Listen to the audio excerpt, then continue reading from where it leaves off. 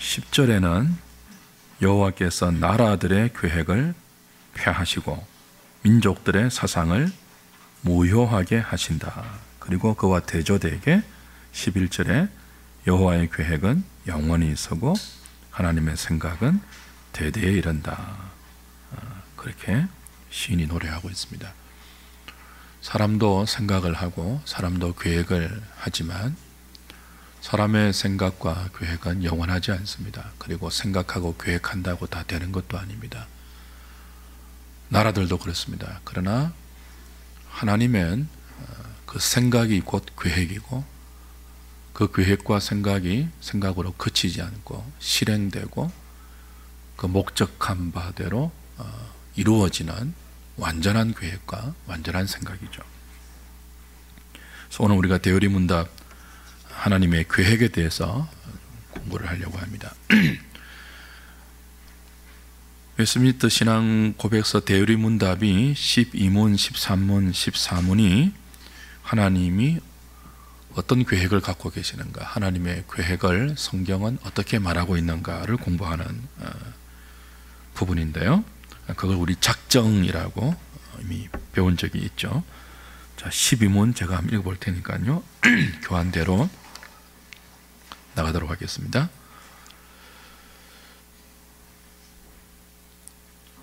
일부가 대요리문답의 일부가 사람이 반드시 믿어야 할 것을 다루는데 그 중에 지금 하나님에 관한 것을 공부하는 중입니다. 자, 12문 하나님의 작정이 무엇인가?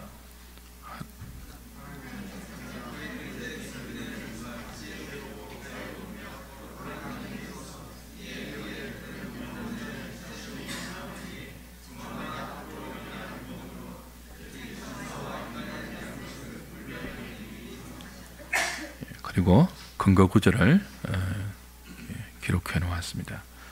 해설을 보겠습니다. 사람이 반드시 믿어야 할 것은 특별히 우리가 믿는 믿음의 대상이 하나님 아닙니까? 하나님을 바르게 알아야 되는데요.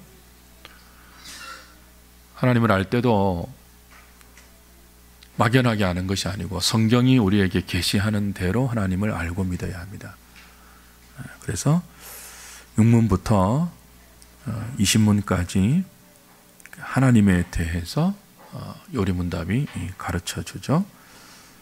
6문부터 11문까지는 하나님의 속성과 하나님의 존재를 다루었습니다. 하나님이 어떤 분인가, 삼위일체로 계시면서 이런 속성을 갖고 계시는 분이다 라고 우리가 다루었고요. 오늘 보는 12문, 13문, 14문은 하나님의 작정을 다룹니다. 우리가 알기 쉬운 교약할 때 신론에서 그 하나님의 작정을 이미 공부한 적이 있습니다. 작정은 다른 말로 하면 하나님의 계획입니다. 온 우주의 존재하는 만사 만물에 대해서 하나님은 계획을 갖고 계십니다. 그 계획을 작정이라고 부르는 거죠. 자, 하나님이 작정한 시기 언제입니까? 영원전입니다. 세상과 시간이 창조되기 전에 하나님의 생각은 계획으로 이어졌고 그 계획은 창조와 섭리로 실행되고 유지되고 있죠. 하나님의 작정의 성격은 어떻습니까? 지혜로운 작정입니다. 자유로운 작정입니다. 거룩한 작정입니다. 하나님의 작정이 지혜롭다는 말은 그 계획이 필연적으로 바른 목적과 바른 결과를 가져온다는 의미에서 하나님의 작정은 어떤 성격이라고요? 지혜로운 작정입니다. 사람은 악한 것을 계획할 수 있잖아요. 그리고 악한 결과와 악한 목적을 이룰 수 있잖아요. 그러나 선하신 하나님의 계획은 언제나 그렇죠? 바른 목적과 바른 결과를 초래하기 때문에 하나님의 작정은 지혜로운 작정입니다. 하나님의 작정은 또한 자유로운 작정입니다. 어떤 의미입니까? 무엇인가를 계획할 때 하나님 자신 외에는 다른 어떤 것으로부터도 영향을 받지 않고 간섭을 받지 않는다는 뜻에서 하나님의 작정은 어떤 작정이라고요? 자유로운 작정이에요. 또한 지혜롭고 자유로운 하나님의 작정은 악에서부터도 순결합니다. 그래서 거룩한 작정이에요. 하나님의 거룩함과 하나님의 지혜는 완전한 계획으로 연결되어서 죄로부터 자유롭습니다. 그래서 거룩한 작정입니다. 어디서 어디까지 하나님이 계획하십니까? 안니우스 주인은 학론파들은 하나님이 큰 틀만 계획하신대요. 세부적인 것은요, 우리한테 다 맡겨둔대요.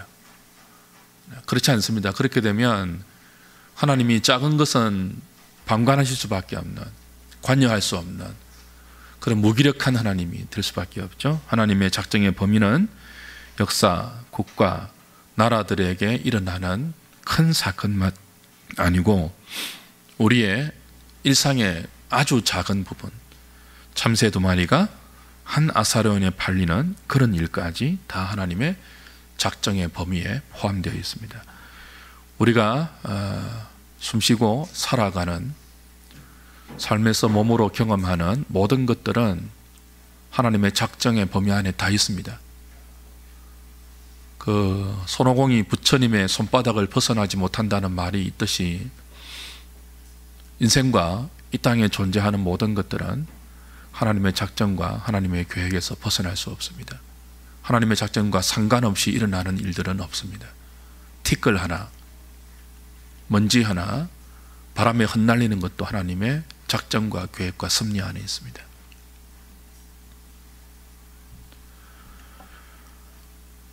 작정의 목표는 뭐죠?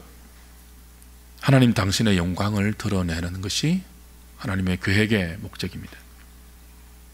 이걸 이기적이라고 말해서는 안 됩니다. 하나님이 선하신 분이기 때문에, 미쁘시고 어려운 분이기 때문에 모든 것들을 하나님의 영광을 위해서 계획하는 것은 우주의 만사 만물에게도 행복이 되고 유익이 됩니다. 이기적인 것이 아니에요. 어떻게 모든 것을 당신의 영광을 위해서 하느냐? 그럼 우리 뭐냐? 놀이개냐? 그게 아닙니다. 작정의 본질은 변하지 않습니다. 우리의 처지와 우리의 반응과 거기에 따라서, 사람들의 기호에 따라서 하나님의 계획이 왔다 갔다 변하는 것이 아니죠. 작정의 본질은 불변합니다. 영원합니다. 우리가 하나님의 계획을 작정이라는 이름으로 생각하고 성경이 가르치는 바대로 따라갈 때 하나님은 적극적으로 일하시는 분이 아니고 모든 일에 계획을 가지고 그 계획을 선한 방법과 선한 절차를 통하여 이루어 가시는 선한 분이라는 것을 알게 되죠. 자, 해설 2번 한번 같이 읽어보겠습니다. 시작. 작정이 만사 만물에 대한 하나님의 계획이라고 할 때 하나님의 뜻과 계획을 구분할 필요가 있습니다. 자녀를 훌륭하게 키우겠다는 부모의 분명한 뜻이 때로 자녀들에게 받아들이기 힘든 부모의 계획으로 나타날 수 있듯이 하나님의 분명한 뜻을 펼치는 계획도 이해하기 어려울 때가 많습니다. 세상에서 일어나는 이러한 하나님의 뜻과 계획이 담겨 있습니다. 하나님의 뜻과 작정에 대해 단정해서 하나님을 비난하거나 한 거에서는 안 됩니다. 자, 하나님의 작정의 성격이 지혜롭고 자유롭고 거룩한 작정이라고 하지 않았습니까? 그리고 작정의 목적이 하나님 자신의 영광을 드러내는 데 있다고 했습니다. 이런 하나님은 선하시고 미쁘시고 어려운 분입니다. 그런데 이 선하시고 미쁘시고 어려운 하나님의 지혜롭고 자유롭고 거룩한 계획이 우리가 느끼기에는 이해가 안 될 때가 있어요. 왜냐하면 뜻과 계획을 좀 구분해야 되기 때문에 그렇습니다. 하나님의 뜻은 우리가 분명히 알 수 있습니다. 모호하지 않아요. 성경 가운데 하나님의 뜻은 감춰져 있지 않습니다. 분명히 드러났습니다. 요즘 우리가 배우고 있듯이 하나님 사랑, 이웃 사랑, 계명에 담고 있죠. 범사에 감사라는 것 하나님의 뜻이라고 말하지 않았습니까? 하나님이 보내신 아들을 믿는 것 하나님의 뜻이에요. 분명하고 아주 단순합니다.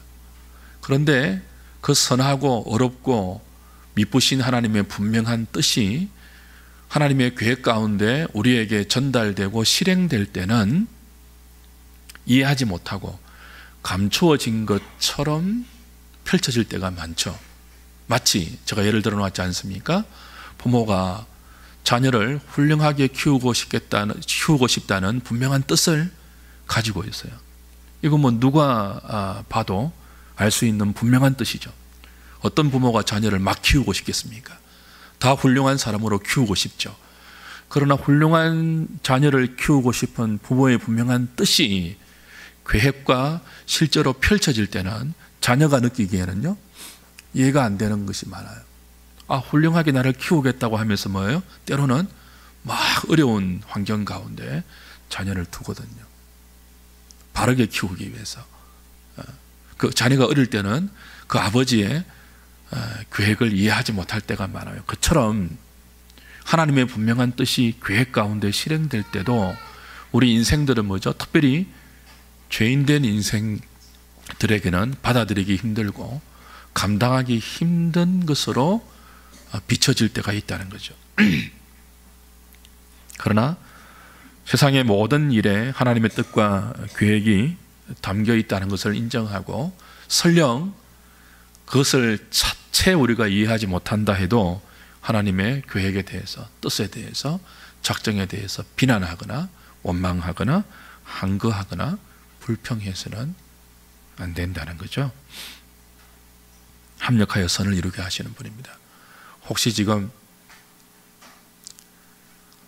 내 인생을 내 자신도 만족하지 못해서 주저앉아 있고 힘들어하는 분이 있다면 그게 하나님을 향한 불평으로 연결되지 않도록 부지런히 하나님 말씀이 우리의 삶을 어떻게 해석하고 있는지를 보셔야 돼요.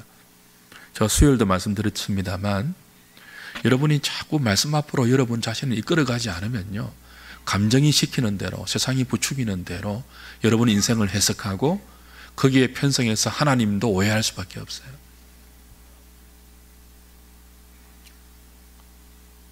하루에 한국 사람이 평균 스마트폰 사용량이 얼마라고 했죠? 3시간? 50분 가까이 된대요. 49분인가 그랬대요. 그래서 우리의 마음이 다 어디에 빼앗겨 있습니까? 스마트폰과 그 폰이 전하는 내용에 빼앗길 때가 많습니다. TV 보고 하는 거 다 치면은 훨씬 많을 거예요. 그런데 성도들이 하루에 성경을 읽는 시간은 몇 분일까요, 평균? 10분이 안 된다고 합니다. 10분이. 여러분 한번 대입시켜 보세요. 그러니까 성경을 대하는 시간이 10분이 안 되면 만사 만물을 성경적 시각으로 볼 수가 없어요. 세상이 흘러가는 대로 해석할 수밖에 없고 여러분의 인생도 여러분이 느끼는 대로 해석할 수밖에 없어요. 그럼 하나님이 안 계시는 것처럼 느껴지죠. 내가 좀 잘 되면 하나님이 잘해주는 것 같고 내 생각대로 안 풀리면 하나님이 안 계신 것 같고, 그래서 왔다 갔다 하는 거예요. 성도들의 마음이. 왜 그렇다고요? 성경은 안 읽어서 그래요. 성경에서 말씀하신 하나님을 몰라서 그래요. 하루에 1시간이라도 성경을 대하십시오. 1시간은 결코 많은 시간이 아닙니다. 성경을 하루에 1시간 정도 읽지 않으면요, 이 세상이 용담 폭격처럼 우리의 영혼에 퍼붓고 있는 세상적인 가치관에 여러분의 영혼이 견뎌낼 수가 없습니다. 그래서 교회에 오지만은 정신은 다 뭐예요? 세상적인 정신을 갖고 있어요. 예배 드리고 나서 나누는 말들 보십시오. 우리의 말과 언어와 행실과 가치관 속에, 여러분이 하루 종일 내뱉고 사는 말 속에 하나님의 마음이 어느 정도 담겨 있고 하나님이 기뻐하는 말을 어느 정도 하고 사십니까?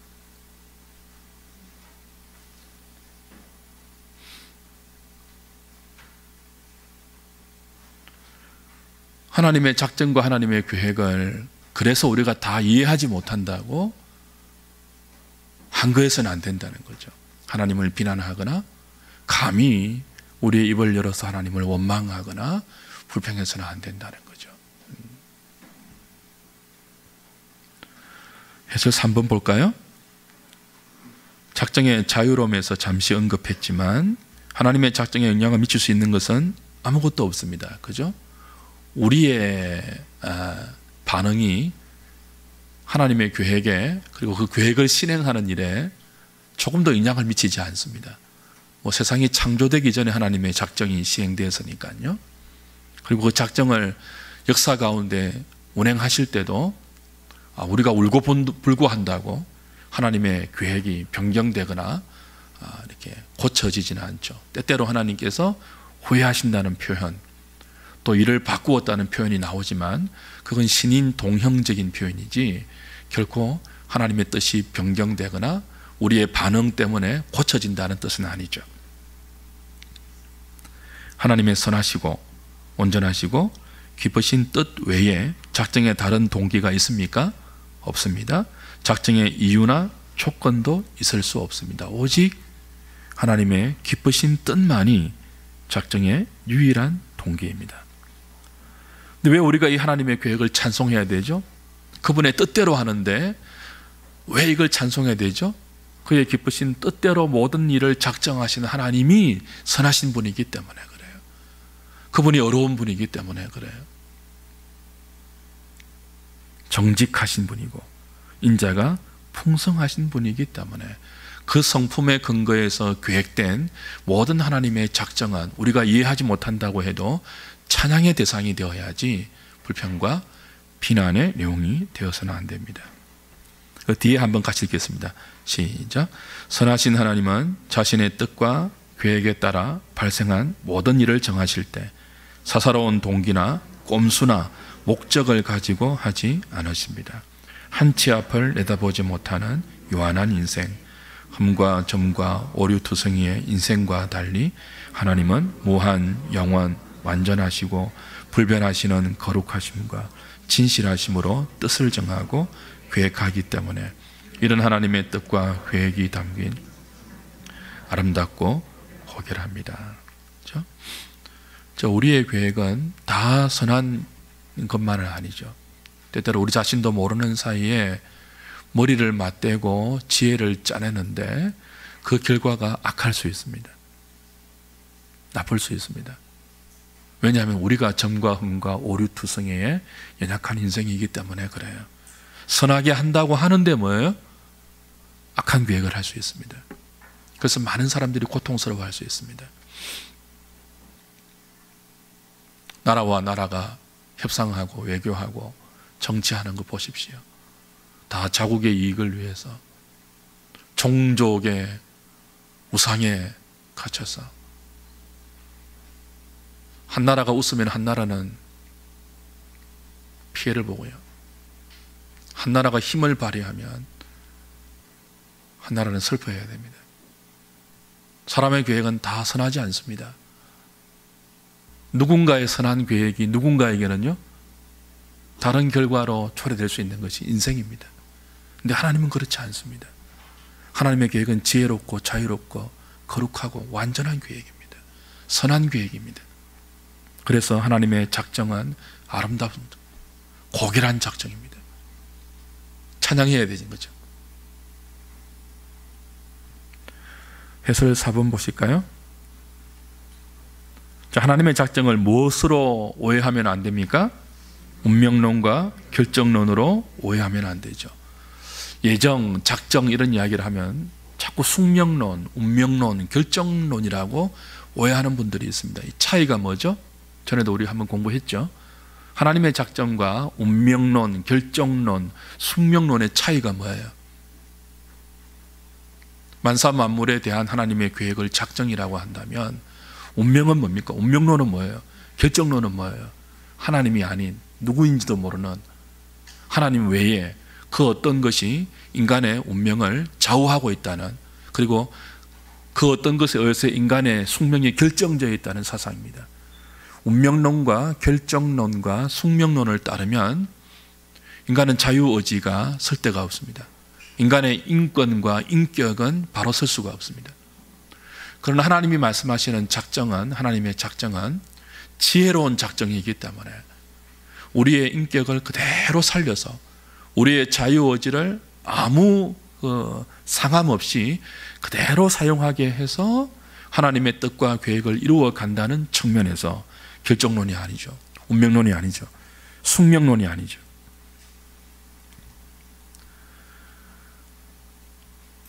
결정론을 따르면 선을 추구할 모든 의욕이 상실됩니다.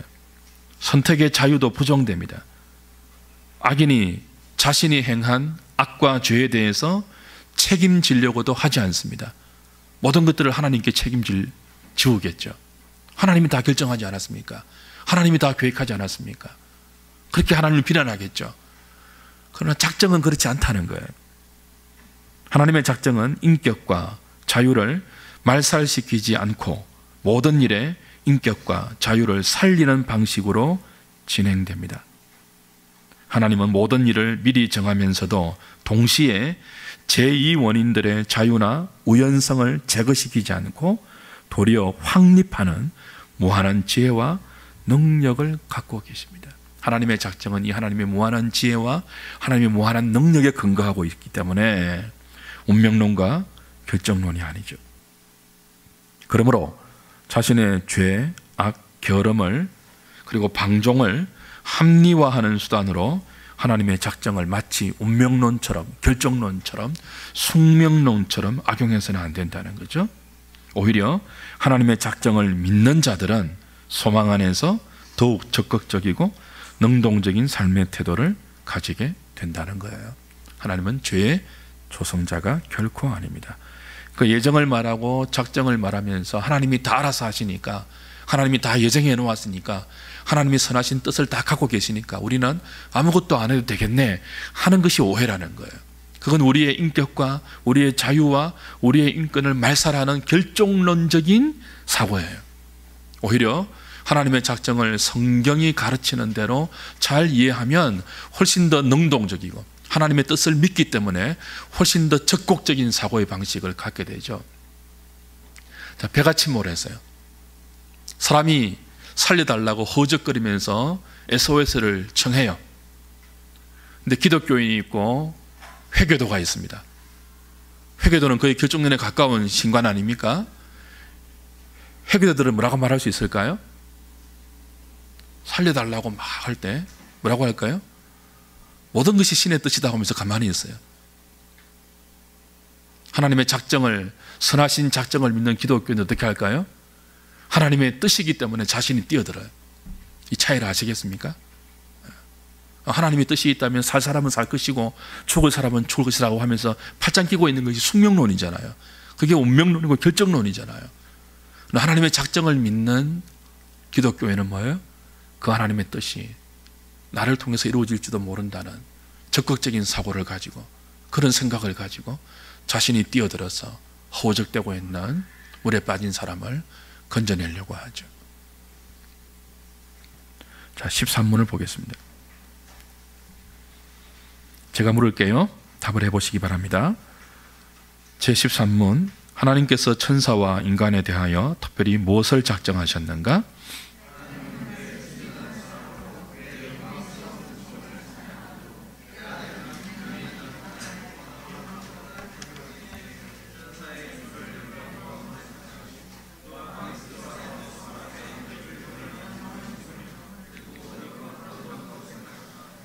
한편 그는 그의 주권적 능력과 그 자신의 뜻의 경륜에 따라 나머지를 지나쳐 그의 공의의 영광을 찬양하도록 그들의 죄가를 가하여 불명예와 진노를 받도록 미리 정하셨다. 자, 해설 1번입니다. 이거 몇 차례 우리가 공부했는데요. 자, 만사 만물에 대한 하나님의 계획을 작정이라고 우리가 규정한다면 그 만사 만물 중에도 이성적인 피조물 곧 천사와 인간에 대한 하나님의 선한 계획을 우리는 따로 무엇이라고 부른다고요? 예정이라고 개념화합니다. 부릅니다. 하나님은 그의 순전한 사랑으로 당신의 영광스러운 은혜를, 은총을 찬양하기 위해서 천사의 일부를 영광으로 선택하셨습니다. 그리고 죄로 타락한 인류 중 일부를 그리스도 안에서 선택해서 영생에 이르게 하셨습니다. 그래서 그분의 사랑을 찬양하게 했죠. 한편 하나님은 죄로 타락한 인류 중 일부를 죄 가운데 버려두어 영원한 심판에 이르게 하여 그의 공의를 드러내십니다.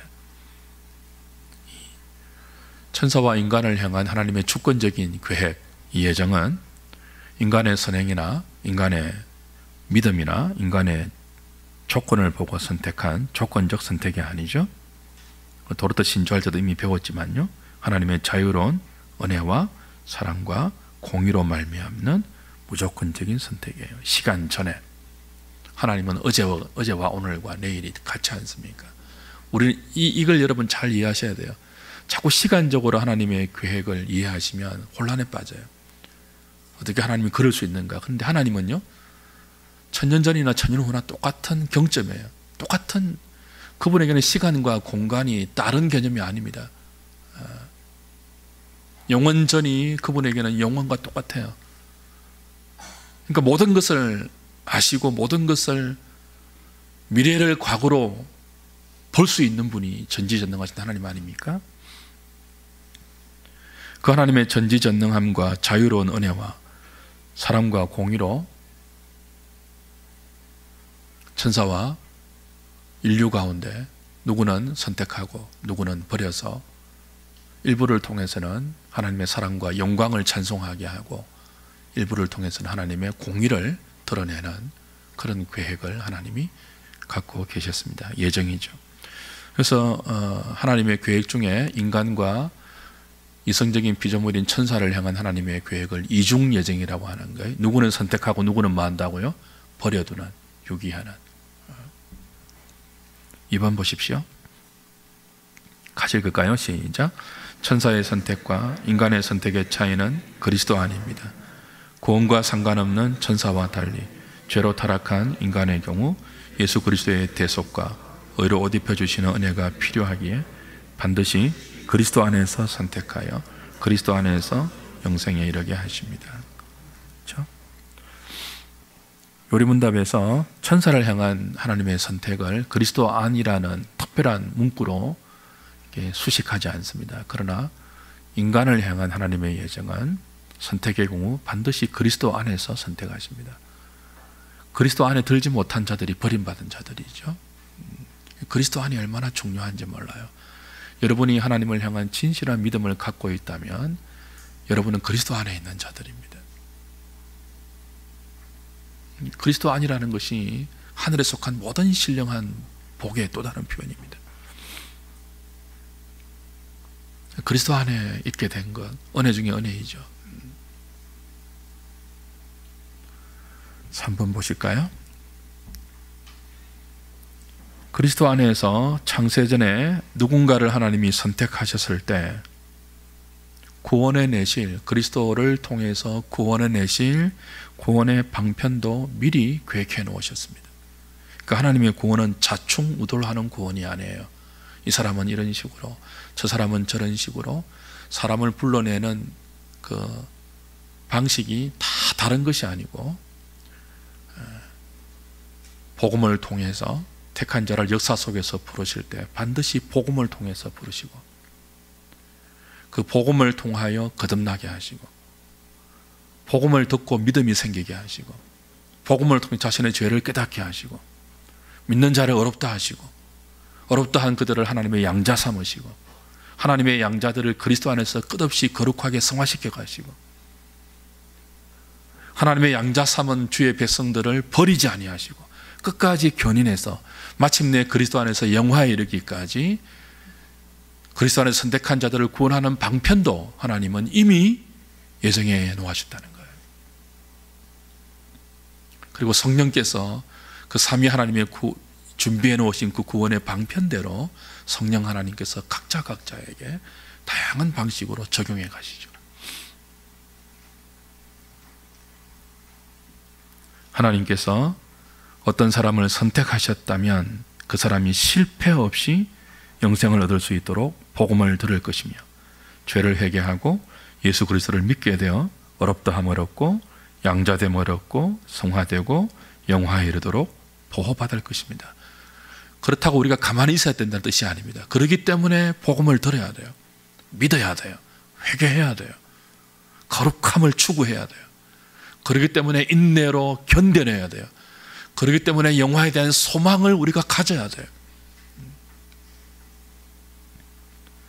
웨스트민스터 신앙 고백서 3장 6항은 하나님이 준비해 놓으신 구원의 방편에 대해서 다음과 같이 설명하죠. 같이 읽어볼까요? 시작. 하나님은 택하신 자들을 영광에 이르도록 정하신 것처럼 그의 뜻에 영원하며 지극히 자유로운 목적을 따라 그들로 있어야 할 모든 수단을 먼저 정하셨다. 그러므로 택하심을 입은 자들은 아담에서 타락하였으나 그리스도에 의해 구속을 받았고 때가 되어 역사하시는 그리스도의 영에 의해 그리스도를 믿도록 효과적으로 부름을 받고 그의 권능에 의해 믿음을 통해 구원에 이르도록 어렵다 칭함을 얻고 양자됨을 얻고 성화되고 보호를 받는다. 그러나 택함을 받은 자 외에는 다른 아무도 그리스도에 의해 구속을 받지 못하고 효과적으로 부름을 받지 못하고 칭의, 성화, 구원을 받지 못한다. 그리스도 안에서 택함 받은 자들이 그리스도 안에서 하나님이 정해놓으신 이 구원의 방도를 따라 여러분의 인생 속에서 하나님의 개입과 간섭에 의해서 이런 구원을 향하여 믿음의 여정을 지금 지나고 있는 중입니다. 찬양하셔야 됩니다. 이 하나님의 예정에 의해 정해놓으신 구원의 방도로 여러분을 구원해 가시는 하나님의 선한 손길이 그 열심히 여러분의 인생 가운데 다양한 모습으로 펼쳐지고 있지 않습니까? 자, 4번입니다. 해설 4번. 우리가 예정을 말할 때 반드시 기억해야 될 사실입니다. 하나님은 어떤 의무가 없죠? 한 사람도 구원해야 할 의무가 없다는 사실. 하나님께서 모든 사람을 동등하게 대해야 할 책임도 없다는 사실을 반드시 기억해야 돼요. 그 예정을 말하면 꼭 따라 나오는 불평이 뭐예요? 왜 불공평합니까? 왜 어떤 사람은 선택하는데 어떤 사람은 버리십니까? 그런데 하나님이요, 모든 사람을 동등하게 대해야 될 책임이 없어요. 스스로 죄에 빠진 인간을 구원하셔야 될 구원의 의무도 없어요. 그렇죠? 이거 아멘 하셔야 됩니다. 그런데 책임도 없고 의무도 없는데 우리를 뭐 하셨습니까? 구원하셨죠. 그러니까 감사의 내용이죠. 이 사실을 놓치면 그리스도 안에서 누군가를 선택하시는 하나님의 선택을 불공평하다고 비난하게 되죠. 스스로 타락하여 죄인이 되는 인생들 중 누군가를 그리스도 안에서 선택하고 누군가를 죄 가운데 버리신 하나님은 불의가 조금도 없는 어렵고 선하신 하나님입니다.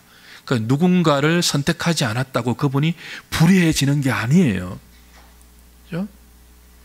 왜 나만 선택하십니까? 이렇게 말할 처지가 안 된다고요, 우리가. 왜 우리 삼촌은 구원하지 않습니까? 항의할 수 없다고요. 나와 저 사람을 왜 동등하게 취급하지 않습니까? 그 하나님 마음이에요. 그리고 그 하나님의 마음은 불의가 조금도 없어요. 우리와 달리. 우리는 내 마음에 드는 사람을 더 선호하고 내 마음에 들지 않는 사람을 다르게 대하는 그런 우리 인간의 반응에는 불의가 있죠. 그러나 하나님이 어떤 사람은 선택하시고 어떤 사람은 선택해서 끝까지 사랑으로 대해주시는 반면 어떤 사람은 그리스도 안에 선택하지 않아서 그의 죄대로 버려두시고 진노하신다고 같이 취급하지 않는다고 그분이 불의한 분이 아니에요. 그게 오히려 공의로운 분이에요. 하나님의 예정은 찬양받기에 합당한 예정이지, 그죠? 은혜와 사랑이지 비난하고 조롱받아서는 안 될 불의한 결정이 아니라는 것입니다. 자, 13문은 다음에 해당되는 것이기 때문에 문과 답만 읽고 넘어가도록 하겠습니다. 제13문 작정의 실행이죠. 창조와 섭리로 실행하시는 것인데요. 제가 묻겠습니다. 하나님은 그의 작정을 어떻게 실행하시는가? 하나님은 그의 모호한 예지와 그 자신의 뜻에 자유롭고